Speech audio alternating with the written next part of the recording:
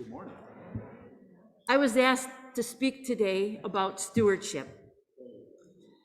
The dictionary defines stewardship as the job of supervising or taking care of something, such as an organization or property, like a church. To me, it can also mean taking care of our earth and the creatures that inhabit it. In one of my daily readings from the Center for Action and Contemplation, this is the organization that was started by Franciscan priest Father Richard Rohr. I read the following, and I quote, "In 1990, Indigenous leaders spoke at a global conference on the environment and provided a hopeful vision for the future. They stated, 'We have jeopardized the future of our coming generations with our greed and lust for power. The warnings are clear and time is now a factor. We speak of our children, yet we savage the spawning beds of the salmon and herring and kill the whale in his home.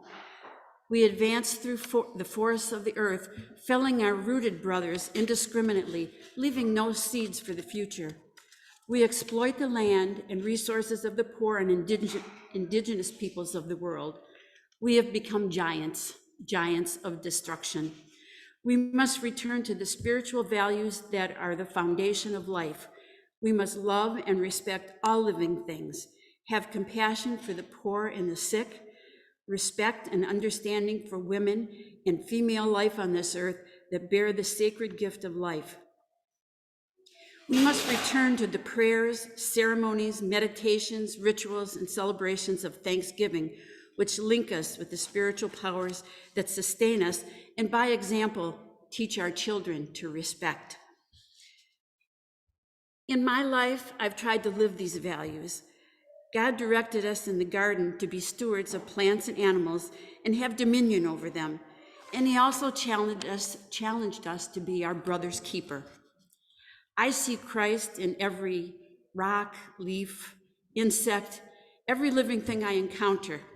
You only have to look into the eyes of your beloved pet to see the eyes of God gazing back at you. I was a docent at the Detroit Zoo and Belle Isle Aquarium and Zoo for 19 years, where I taught conservation and ecology while touring school groups.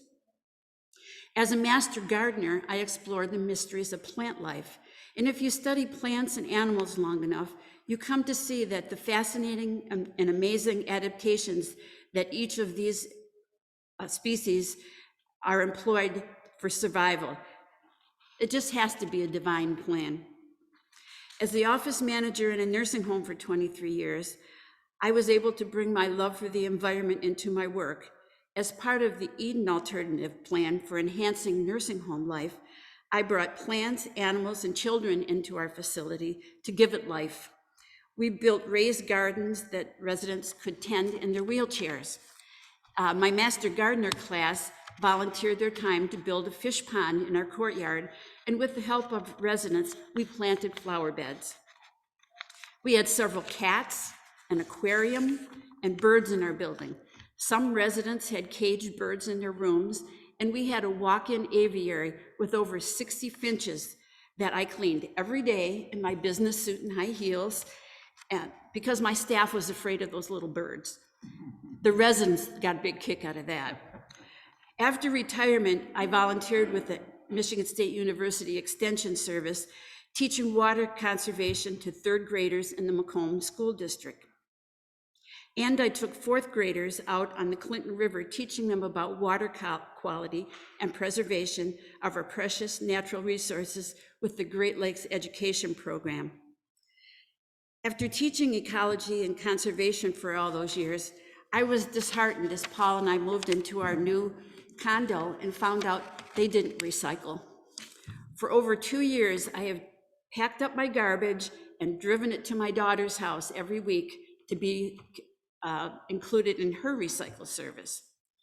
Before we went to Florida in August, I petitioned our homeowners association to start recycling using some of the statistics that I use in my teaching of children, teaching children to reduce, reuse, and recycle. Did you know it takes 450 years for a plastic bottle to disintegrate, 500 years for a disposable diaper to degrade? Well, they put it on the ballot. When I returned from Florida, I was delighted to learn that my neighbors had overwhelmingly voted to start recycling in January. So one person can make a difference. I also feel very strongly about providing for those in our area that are less fortunate. At my previous church, I participated in the South Oakland Shelter's homeless program. Here at St. Philip's, I volunteered to organize our 2021 SOS program. As Jed mentioned last week, instead of opening our doors to 30 people, we provided and delivered 85 meals several days to a motel provided by the SOS. I support as many local food and shelter organizations as I can with donations of time and money. Each day I pray for those in need and send cards of concern and encouragement to those that need support.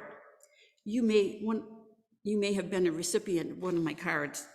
In conclusion, we all need to be good stewards of the earth, all living things and our church, and give back according to our blessings. Remember that November 7th is Pledge Sunday. Please search your hearts and reflect on your blessings as you determine what you will contribute to the stewardship of the facilities and programs here at St. Philip's. Thank you, and God bless you.